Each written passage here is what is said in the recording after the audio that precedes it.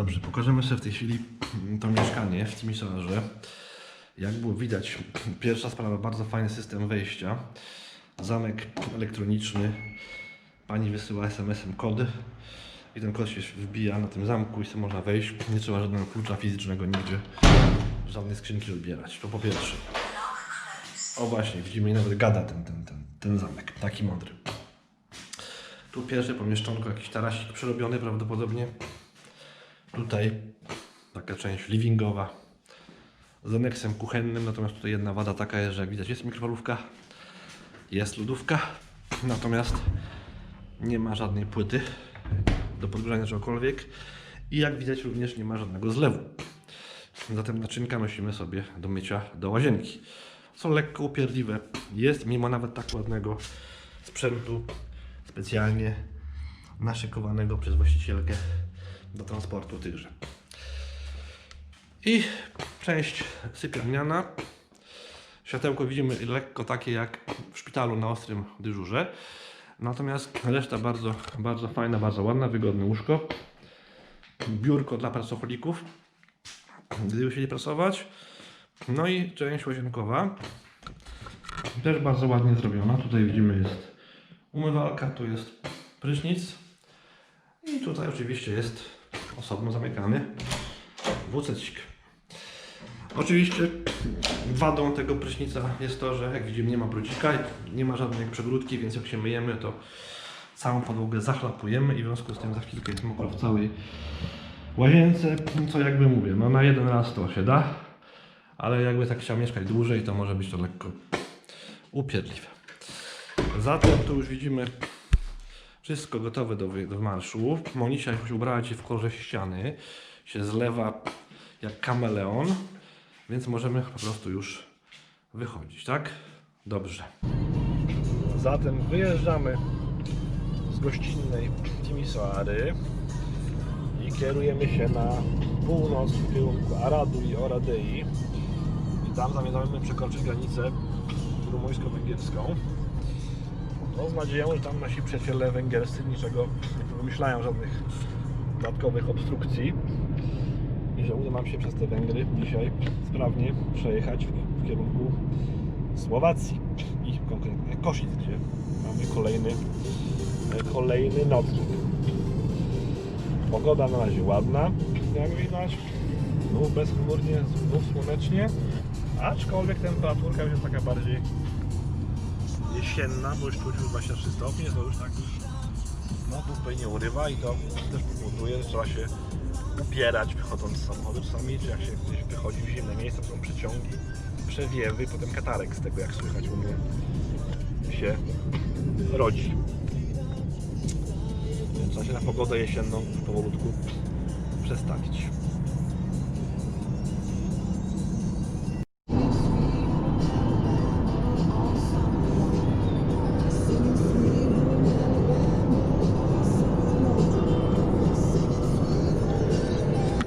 Pola słoneczników, tak? Lewa do prawa.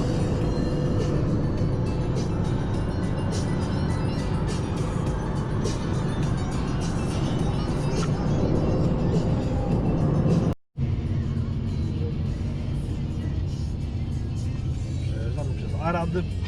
Pierwotnie byliśmy w Aradzie nocować, ale został plan lekko zmodyfikowany po to, żeby było wczoraj bliżej. Timisoara się okazała być ciekawszym miastem do zwiedzania, no ale w związku z tym musimy to, że dzisiaj przez Arad przejechać, kierując się na północ do miasta Oradea. Tutaj też mamy różne style austro-węgierskie, Nikolae, wczesny, późny i po prawo pokażą się bardzo ładny budynek, Szczyt Nikolae, tak. Natomiast tu jeszcze na chwilkę jakbyśmy chyba w lewo wrócić, mamy po prostu seksowny komin. Składa, nie go widać tutaj w tle, ale ładnie się stosował nad tym przybytkiem. Tu przybytek Nikolajcy, prawda? Austro-Węgry odremontowane, to Austro-Węgry takie sobie, Austro-Węgry odremontowane, Austro-Węgry w remoncie. Widzimy, jak te elewacje są zrobione, to nabiera od razu innego charakteru, tak? Jak sypie tynk, to wygląda to generalnie lekko łobleśnie.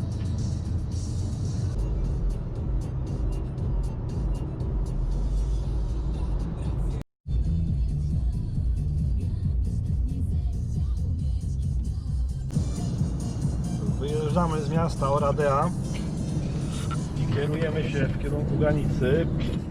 Ostatnie kilometry w Rumunii, tak się wyrażę. Granica powinna być 5 w tej chwili kilometrów. Zobaczymy, jak tam będzie na tej granicy. Przekonamy się wkrótce, czy te wszystkie informacje na tych stronach MSZ-u to są, że powiem, tak przerośnięta forma treścią, czy realnie nasi patrolkowie tak będą sumiennie się wczuwali w wykonanie poszczególnych punktów tego, co tam było zapisane. Ja sądzę, że to jest bardziej bajer, ale to się przekonamy i opowiemy, jak przejedziemy.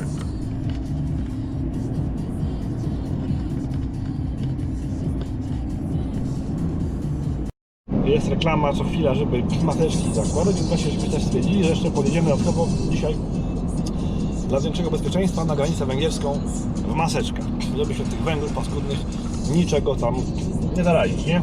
No dokładnie tak. I plus pokazać oczywiście naszą tu przezorność, ostrożność i w ogóle wzorowe zachowanie. A Bruce Willis, widzimy, zbiera, odcina kupony, tym razem na kawie. Drink energetyczny, kawowy. Nie wódeczka, a kawa. No w sumie, ale energetyczna. No wódeczka też może być energetyczna, to jest kawa. A kasiorka, myślę, z tego jest niezła, w związku z tym warto to reklamować. Bruce Willis się nie kupuje i sobie kasiorkę zarabia. Dojeżdżamy do granicy, proszę Państwa. Pierw Rumunia, potem Węgry.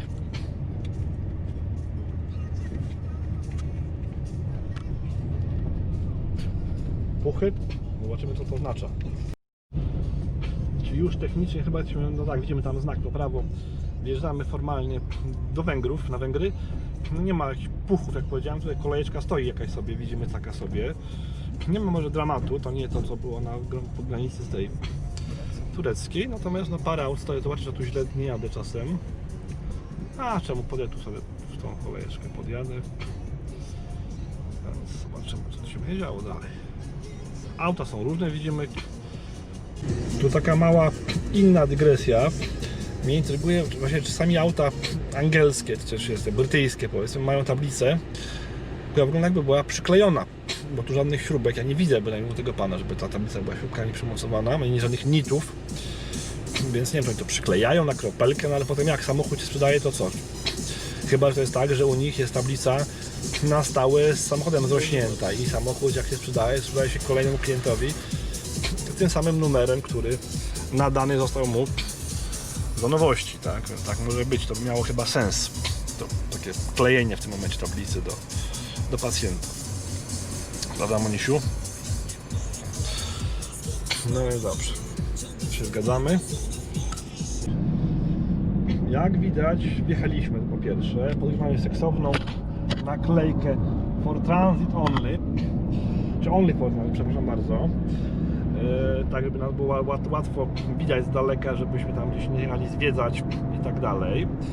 Natomiast generalnie, jeżeli chodzi o samo przejście, to było jak przypuszczałem, więcej bajeru szumu niż treści, ponieważ żadnego wyżej temperatury nie było zwyczajnie normalnie. Znowu większe emocje wzbudzał bagażnik niż temperatura pasażera na przykład. Zatem no wszystko było sprawnie, gładko. Trwało to może chwilę dłużej, tak, bo była kolejka, jak było widać.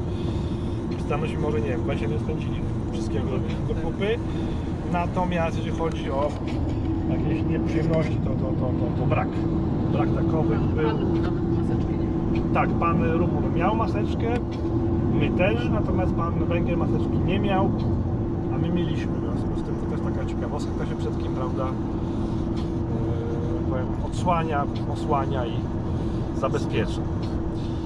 Teraz musimy tą naklejkę powiedzieć, bo ta naklejka niemiłosiernie nam tutaj terkocze jak pszczółka na wietrze. Czy po 150 km ona się odczepi, bo ona jest coraz bardziej to ona tam się odkleja, pan jej nie dokleił po prostu, tak? I ona się odkleja. Muszelkę odpalił, tak? Teraz szukamy jakichś krzaczorków, żeby stanąć na chwilkę nielegalnie, ale na chwilę staniemy, żeby przykleić. No i będziemy dalej w kierunku Koszyc się przemieszczać.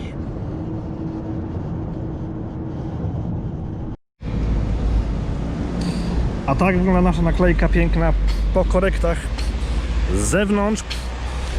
Jesteśmy naznaczeni, widać z daleka, żeby się do nas nie zbliżać. Natomiast jak widać, życie funkcjonuje na Węgrzech normalnie. Naród siedzi przed stacją benzynową bez masek, na teren stacji wchodzi bez masek, mimo że są na tej stacji ewidentnie na drzwiach, jak wszędzie w innych krajach również nalepki mówiące o tym, że maski zakładać.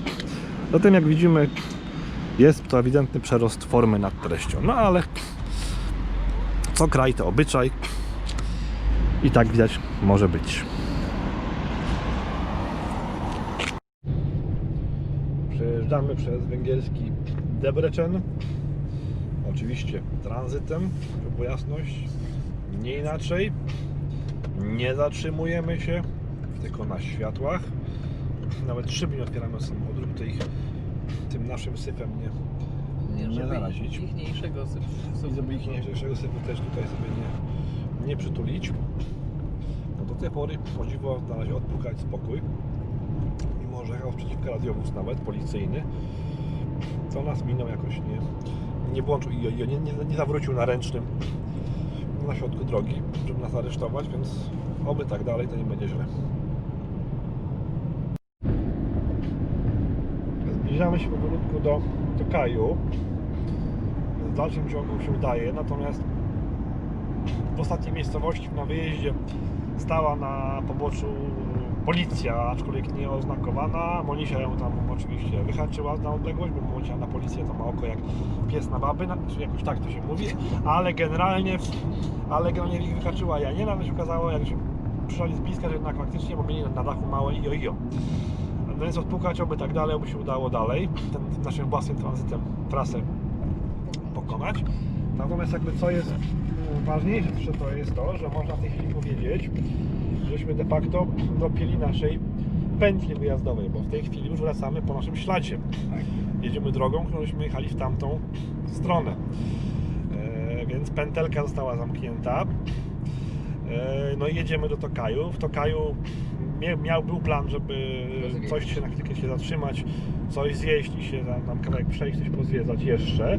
To, czego nam się nie udało zrobić w tamtą stronę, no ale no wiadomo, no, jak nie wolno, to nie wolno. My i tak w tym momencie, mam wrażenie, lekko naciągamy tutaj te przepisy, czy jakby to powiedzieć, te ustalenia tego tranzytu, w związku z tym nie będziemy dalej naszego szczęścia nadwyrężali i prowokowali losu takimi akcjami, bo jakby takie auto faktycznie, myślę, gdzieś tam sobie ktoś przyczaił zaparkowane gdzieś tam na chwilę, na pół godziny, godzinę w Tokaju, no to z tego już faktycznie mogły być lekkie nieprzyjemności. No pomijam, że to jakby, no na to zresztą chodzi, tak, żeby ci tranzytujący się nie mieszali z ludnością lokalną, więc dopóki jedziemy taką czy inną drogą, no to możemy panu policjantowi wytłumaczyć, że no okej, może nie jedziemy drogą tą najbardziej po Bożemu, ale po pierwsze nam nikt o tym nie powiedział, a po drugie, no jedziemy zamknięci, nie stajemy, nie chuchamy na lokalnych, w związku z tym jakby sens tranzytu jest jak najbardziej zachowany.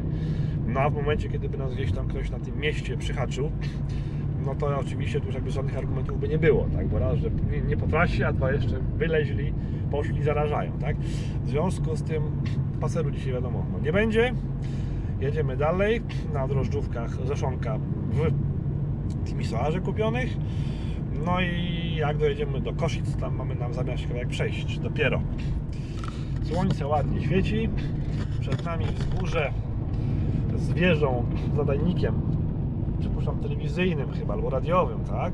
No ale to wzgórze właśnie się znajduje tuż nad Tokajem. Zresztą myślę, że on też jakiś ma tu związek, wymiar właśnie z tym przemysłem winiarskim związany, tak? Bo te pagórki, tu wzgórza, wzdłuż w okolicach Tokaju właśnie jakby przypuszczalnie mają ten właśnie jakby mikroklimat, to nasłonecznienie, które sprzyja produkcji winorośli do właśnie tego, z czego Tokaj słynie. Tak, dokładnie tak, tu widzimy znak Tokaj, drugi zjazd na prawo.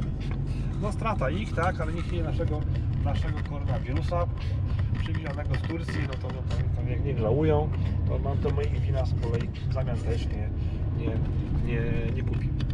Co zrobić? Może za kolejny raz się uda, może za rok na przykład, zobaczymy. Wahadełko na moście w Tokaju i wjeżdżamy do centralnej jego części, a tam na wprost, nie wiem czy widać, bo to słonko teraz nam seksownie świeci prosto w oczy, jest punkt widokowy, na który właśnie mieliśmy w planie dzisiaj sobie pójść, no ale sobie nie pójdziemy oczywiście, jak powiedziałem parę chwil temu.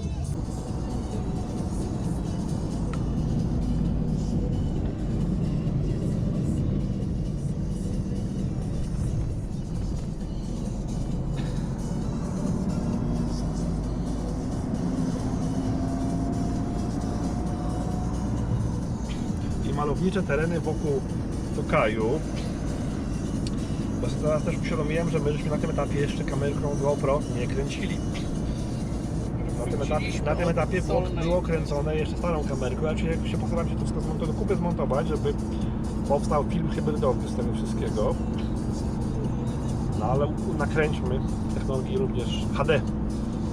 Parę ujęć z tej okolicy. Tym moje słonko jest ładne i widoki również urokliwe. Wzgórza porośnięte winoroślą, a tam coś się z kolei buduje tajemniczego. Myśmy się zastanawiali już w tamtą stronę, co to takiego może być. Czy jakaś przetwórnia, czy jakaś wytwórnia, czy jakieś piwnice do składowania tych beczek z tym winem. Niemniej jednak coś tam się, a może jakiś będzie hotel, jakaś willa wystawna, zobaczymy za jakiś czas. Tu też widzimy, rośnie wszystko, w słoneczku się dojrzewa, rumieni, nabiera wartości słusznych, smakowych. Ale zwróćmy uwagę, jak teren właśnie tutaj pofalowany, tam było wszystko płasko do tej pory, a właśnie w okolicach Tokaju i przed Iza widzimy te pagóreczki, niewielkie, ale sympatyczne, właśnie dające te dodatkowe nasłonecznienie dla upraw. Przed chwilką wjechaliśmy na już oficjalną trasę tranzytową. Był tam taki sam ładny znaczek dystrybutora paliwa na zielonej kropelce, jak na naszej naklejce. Więc nawet chyba te trasy zostały jakoś oznakowane specjalnie, no ale my żeśmy i tak pojechali po swojemu. Nie bawiliśmy się w podchody. Natomiast ten odcinek od Engst do granicy ze Słowacją jest w permanentnym remoncie, bo tu budują równolegle autostradę. W związku z tym są co chwilę jakieś wahadełka i objazdy, czy jakieś totalne zadupia i wioseczki. Więc stwierdziłem się, że jak mam za takie coś kupować winietę, żeby po takim czymś jechać, winietę dodajmy za 15 euro, 60 zł, tak? Lepiej To spróbuję pojechać na skróty, no i pojechaliśmy na skróty, żeby ominąć odcinek autostradowy, ten zrobiony oczywiście już, ale z kolei tym odcinkiem byśmy drogi w dołu nadłożyli, tak? Bo byśmy musieli pojechać przez Miskolc trochę na okrętkę, a tu byśmy pojechali w miarę możliwości po najkrótszej linii między punktem A i B. No i jak widać się na razie udało. Jeszcze jedna niespodzianka, jaka potencjalnie na nas czeka, to jest kwestia samego przejścia granicznego, ponieważ pytanie brzmi, czy nasi przyjaciele Węgrzy przejście graniczne na starej drodze, czyli tej, co jedziemy ją w tej chwili, zamknęli, w sensie, czy też tam ono działa, bo jest równolegle drugie na odcineczku już dwupasmówki zrobionym w tamtym miejscu. Tylko że tamta dwupasmówka się łączy z dwupasmówką po stronie słowackiej, za którą tą dwupasmówkę my nie mamy po stronie słowackiej winiety, więc trzeba się jechać przejściem na drodze starej, a nie nowej. Natomiast pytanie jest, czy się na starej drodze da wjechać, bo jeśli będzie przejście zamknięte na starej drodze, kiedy tylko będzie otwarte to na nowej drodze, no to będzie problem tego typu, że wjeżdżając do Słowacji, jak powiedziałem, jedziemy na dwupasmówkę, na odcinek, na który formalnie wjechać nie powinniśmy, bo nie mamy na ten odcinek wykupionej słowackiej winiety, bo analogicznie na tej drodze między Barwinkiem tutaj, a właśnie tą częścią Węgier przez Słowację jest tam dosłownie do kupy, może nie wiem, z 30 km autostrady. Jak na to mam kupować winietę, znowu za kolejne 10 euro, albo chyba i 15, nie pamiętam tych dokładnie, to też wolę pojechać dróżkami równoległymi, bo i tak takimi drogami się jedzie, bo innych dróg na pozostałych odcinkach przejazdu przez Słowację na tej jej części nie ma. W związku z tym, no, to jest jeszcze taka jedyna niespodzianka, taki jedyny suspens, który na nas czeka, a natomiast to się za chwilkę okaże, więc będziemy się dzielili obserwacjami. Tak samo pytanie brzmi, czy nam tą naklejkę seksowną żółtą zabiorą, czy będzie można sobie na pamiątkę wziąć, zabrać do domu i sobie nie gdzieś w domku, na lodówce, prawda, tudzież na pralce, tudzież gdzie indziej, prawda, przykleić jako suwenir z przyjazdu przez Węgry. Anno Domini 2020, pandemia, koronawirus, SARS, ile? 9? 19? 9. No, jak zwał, tak zwał, wiemy o co chodzi. Zatem jedziemy, tu widzimy już tiry z Polski, już prawda, tutaj już królują. Tak, transport w Polski króluje na drogach Europy Wschodniej. I tabliczek i naklejek. Tak, ale transport ma Mąciu jakby tą specyfikę, że transport, tiry jakby nawet w tej największej pandemii między marcem a czerwcem, kiedy innym zwykłym ludziom nie wolno było jeździć, przemieszczać się między krajami, to tiry miały zawsze granice otwarte. No wiadomo, bez tirów to jakby w realiach europejskich, gdzie jakby są te gospodarki połączone, transport jest tym systemem krwiobiegiem, który musi być zapewniony, żeby to wszystko Jednym z podstawowych. działało. Natomiast ja myślałam, że jakiś tam osobowy jechał stąd.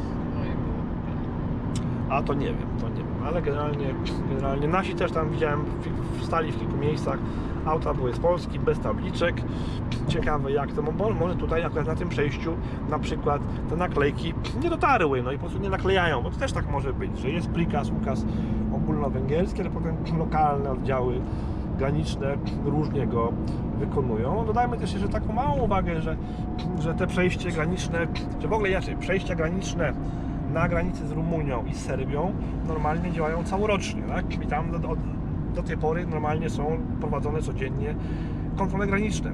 Czy jest wirus, czy go nie ma, to kontrole graniczne są, jest normalna, pełna tego infrastruktura, są zatrudnieni panowie, panie, pracują tam. Natomiast na tych przejściach, które są z Słowacją, z Austrią i Słowenią, albo nie wiem, czy mają Słowenią, ale chyba mają kawałek granicy. Generalnie tam są przejścia, ale no one są w ramach Schengen w tym momencie już nie obsadzone, bo normalnie się ruch odbywa bez kontroli na tych przejściach. No i teraz moje pytanie brzmi, jak tu takie przejście ze Słowacją, prawda, zostało na razie reaktywowane, to kto to przejście obsługuje? Czy robią to panowie, panie ze służb granicznych, czy też dostali kolejne zadanie państwo policjanci z lokalnego oddziału policji, prawda? I jak robią tą fuchę jako gratis, jako bonus, nagrodę za dobre sprawowanie. I może mają inną infrastrukturę, inny sprzęt, inne naklejki i jakby siłą rzeczy, prawda, im to inaczej ta praca wychodzi. Bo tu jedzie, ja patrzę, ja może pokażę, jechało sporo aut właśnie z Polski, od Polski, jakby od strony Słowacji, no ja też nie widziałem, że mieli żadne jakiekolwiek naklejki takie ładne jak nasza żółta na szybie. W związku z tym może to faktycznie tu nie kleją naklejki. Na tamtym przejściu granicznym, co byliśmy, to był jakiś policjant, tak? Nie było to policja i on też obsługiwał, więc może mają jakieś wspomaganie też z policji, tak? Tak, ale to była policja graniczna, bo oni się, to co ty mówisz o przejściu graniczno-rumuńskim i zwał jak zwał, mówię, tą formację, bo faktycznie to się nazywało w wielu krajach faktycznie policją graniczną. Ale inaczej ubrany niż ten. Tak, ale generalnie jak mówię, tam jest jakby obsada stała, bo mówię, tam kontrola graniczna jest prowadzona przez cały czas na bieżąco, bo nie ma Schengen, jak rozumiem. Też dla mnie to dziwne, czemu nie ma Schengen z Bułgarią i z Rumunią, ale to jest jakby inny temat. No ale nie ma, więc jakby nie ma Schengen, to jest kontrola, więc jest permanentna obsada.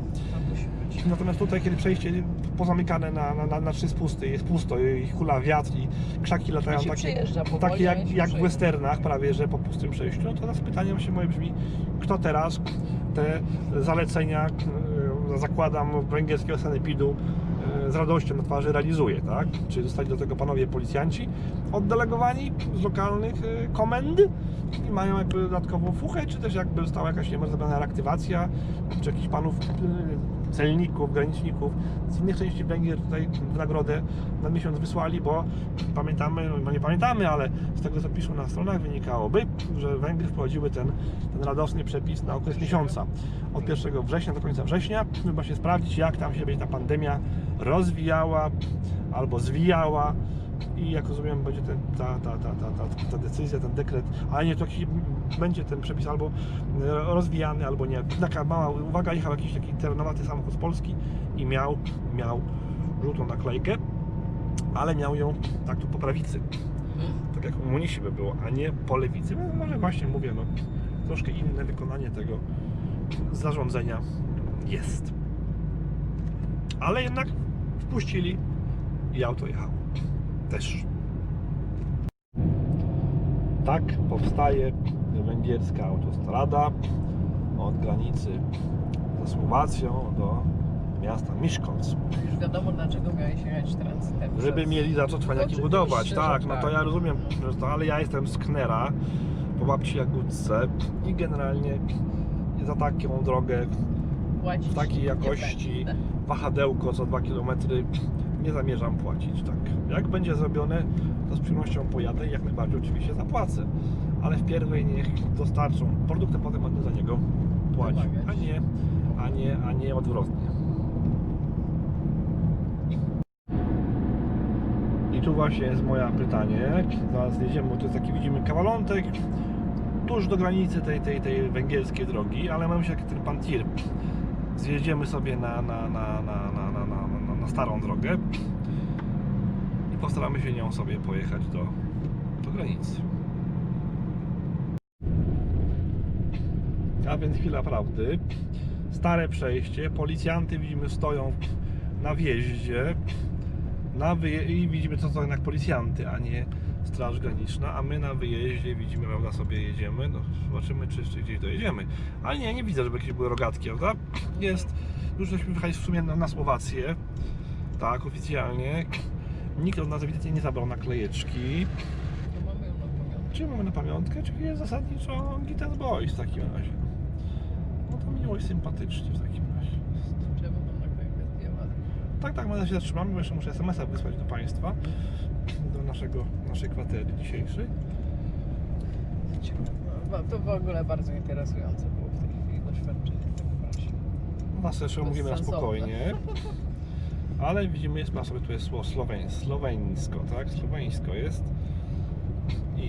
A tam I może już. być kolejka na tamtym, chyba że też tak Nie, się na myślałem. wyjeździe państwo Węgrzy mają to zasadniczo w dupie. Powiedziałeś, tutaj panowie tylko stali, prawda, policjanci przy wjeździe na Węgry, żeby tych wjeżdżających okleić. Tak jak mówiłem, dostała zlecenie policja, żeby się tym zająć, oprócz dodatkowych swoich obowiązków. Zatem granicę udało się sforsować płynnie i sprawnie, bez żadnych komplikacji. Tu widzimy, jedzie z kolei policja słowacka, tak. No i co? Czyli morał tego jest taki, ja to może tak obrócę, żebyśmy się mogli zobaczyć.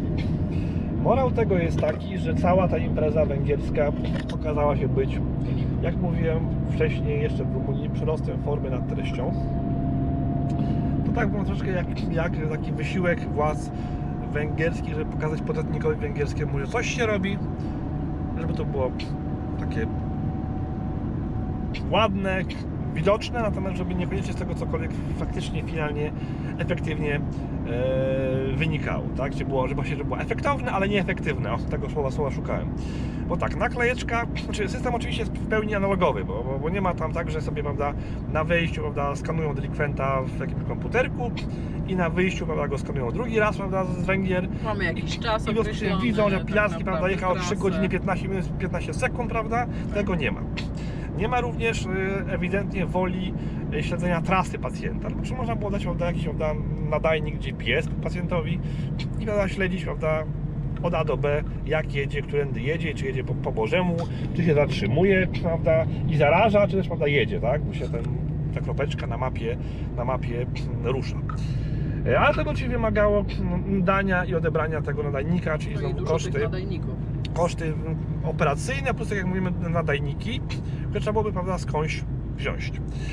Nie było również żadnej karteczki. No, prosta karteczka z mapą tras oficjalnych, dana pacjentowi za pokwitowaniem, wzbudziłaby poczucie, prawda, że to jest poważna sprawa, że się tego trzeba trzymać i to trzeba zarespektować. Nie było niczego takiego, nikt o tym nawet słowem się nie zająknął. Kwestia temperatury mierzenia. No ten sam temat, też żeśmy tu debatowali z Monisią właśnie tuż po granicy, po jej przekroczeniu, no że to jest takie dość nieoczywiste, że no bo tak, sobie zarządził sanepid węgierski, że mają mierzyć temperaturę, pogranicznicy. No zajebiście, tylko No pytanie nawet teraz... jest napisane, że że przyjadę tranzytem wtedy, tak, kiedy się zgodzę na Znaczy jakiś tak, tam... no napisane jest tak, że podróżny się musi zgodzić na kontrolę, więc napisane jest z wysokiego C, prawda, że podróżny, prawda, patrz babcia Gutka, srał po nogach na samą wizję, że będą mierzyli temperaturę. Natomiast nie wynika z tego, że będą mierzyli, tylko że jak będą mierzyli, to ma się podróżny poddać mierzeniu. Natomiast nie wynika, że będą. No ale suspens a la Hitchcock jest. Natomiast teraz pytanie, no jakby mogli mierzyć? No żeby mogli mierzyć, to potrzebowaliby mieć co? Termometry.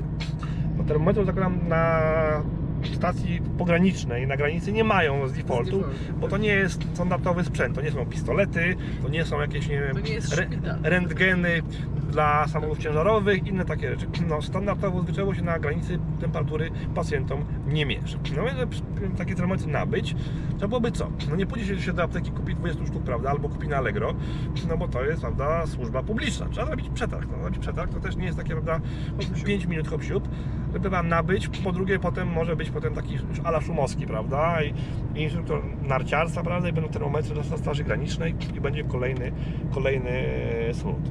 Więc no generalnie, jak ja powiedziałem, na stronie wyglądało to bardzo tak, że jak powiem, mówię, nadęcie i tak faktycznie i gówno przez papierek i faktycznie w ogóle co tu się działo takiego, bójcie się narody. Natomiast no, w praktyce z dużej chmury mały deszcz, temperatury, mówię, nie było, nikt się nie pytał, gdzie jedziemy, nie kazało pokazywać jakichś, nie wiem, dokumentów udowadniających, że my do tej Warszawy dojeżdżamy dzisiaj, albo czy gdziekolwiek do Słowację. Była tylko naklejka i nawet nie było powiedziane, mówię, czy możemy, czy nie możemy stawać, czy na siku, czy na kupę, czy w ogóle nie wolno i tak dalej. Trasa, jak powiedziałem, było, że niby oficjalnie. Mapa była ładna na internecie i tego, ale w praktyce nikt tego nie egzekwował. Pytanie, czy znowu luka w prawie, bo może też być znowu tak, że za tym, prawda, machaniem palcem, że mamy jechać trasą oficjalną, nie ma żadnej z tyłu ustawy, no bo jeżeli w tym momencie taki pan policjant by nas zatrzymał i chciał nam dać mandat, to musiałby mieć, prawda, podstawę prawną, na bazie czego ten mandat nam, prawda, daje, tak? No jeżeli nie ma specustawy na Węgrzech, załóżmy, bo może jest, ale gdyby nie było, no to w tym momencie miałby jakby pod górkę, jak to, prawda, ująć ten nasz czyn karany jechania inną trasą niż ta zalecana, powiedzmy, przez władze sanepidowskie. Poza tym my nie musieliśmy mieć dostępu do internetu wyjeżdżając na wakacje, tak? Musimy śledzić, tak? Dokładnie tak, dlatego dla mnie kwestia pouczenia pacjenta na granicy wydawała się rzeczą dość oczywistą.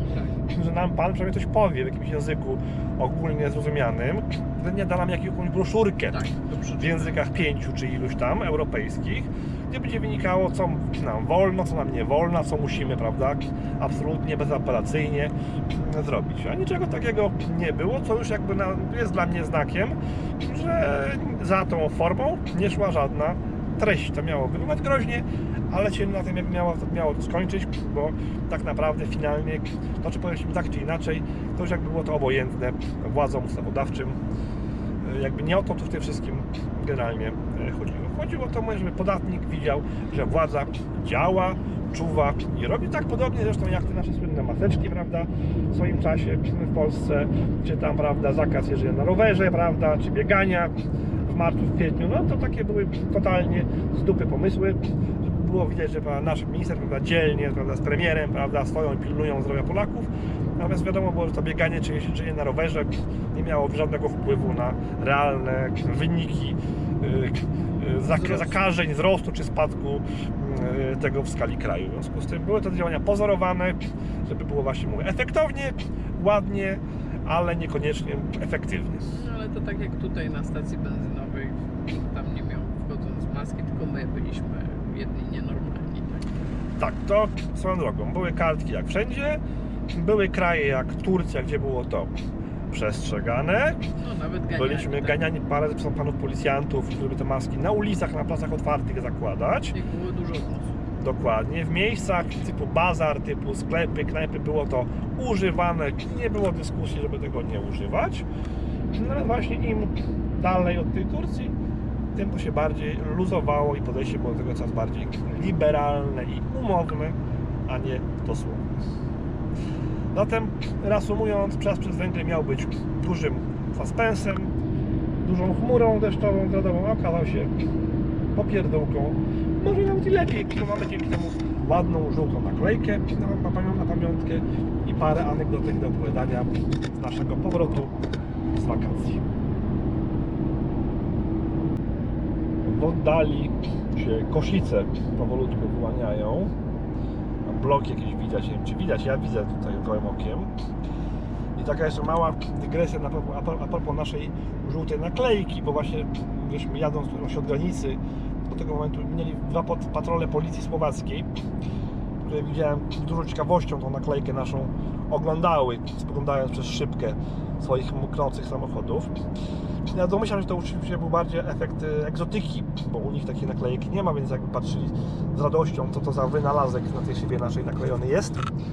No niemniej jednak świadczy to o tym, że ta naklejka jest łatwo dostrzegalna, jakby nie można jej nie zobaczyć, bo jest żółta i duża i od strony kierowcy, i od strony osi jezdni w ogóle i w ogóle.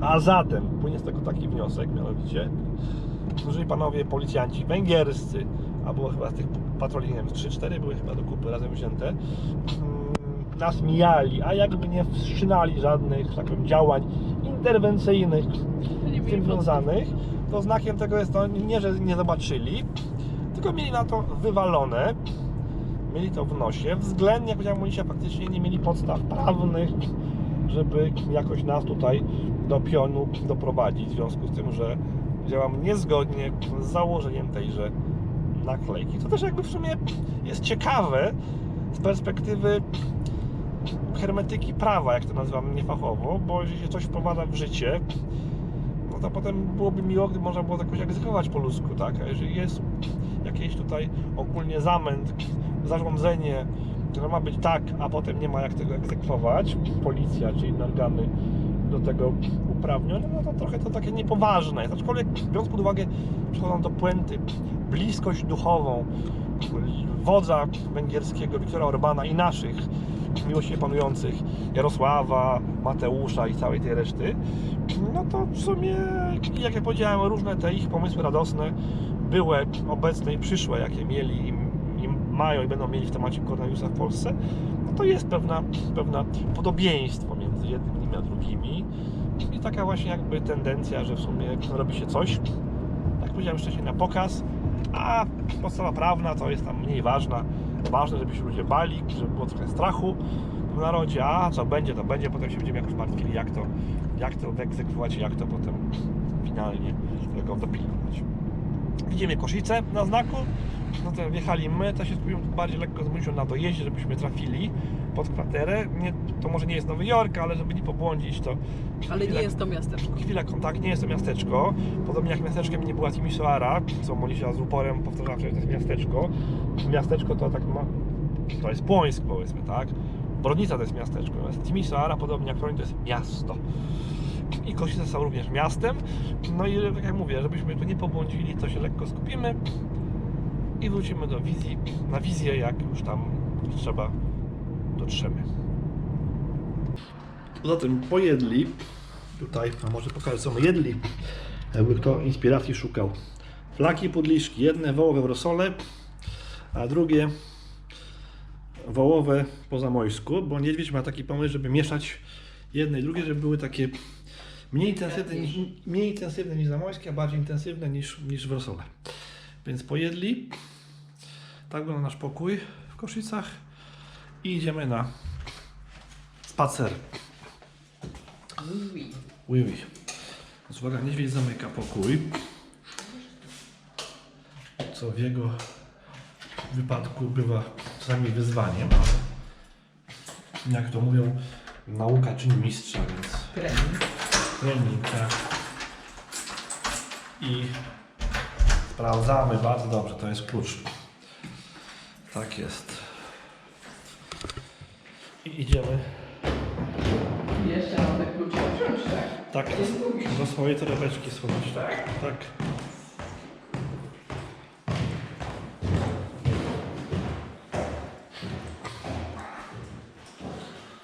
Jedziemy. Sem to wiadomo do siebie oczywiście.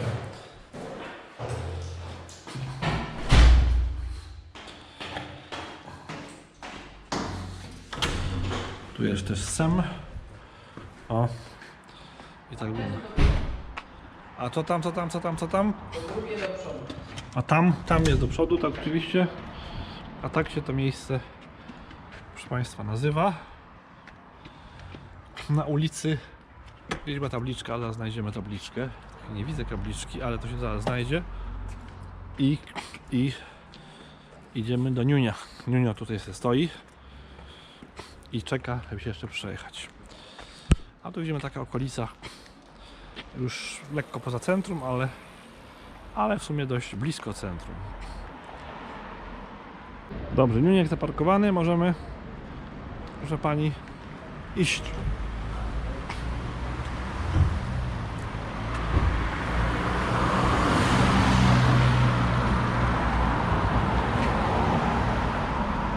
Monika, gorąca dziewczyna, bez swaterka, stwierdziła, że nie potrzebuje. Nie niedźwiedź akurat. Swoim tłuszczem, zgadza się. Dla odmiany tutaj mamy w dobie pandemii, faktycznie, jak mnie zauważyła, jakąś imprezę kupującą ludzi. Może wesele, może coś innego. Więc to są właśnie te absurdy, że tak powiedziałbym, w całej tej sytuacji.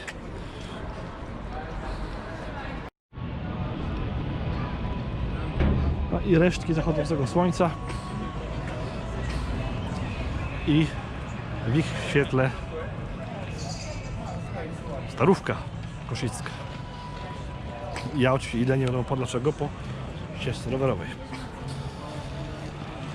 Ale to jest na pewno wina niedźwiadka, bo mnie wziął i zepchnął pod koła, że mnie coś przejechało. Niecny plan. Wreszcie, nareszcie, na koniec tej męczącej wycieczki. Nie udał się niestety.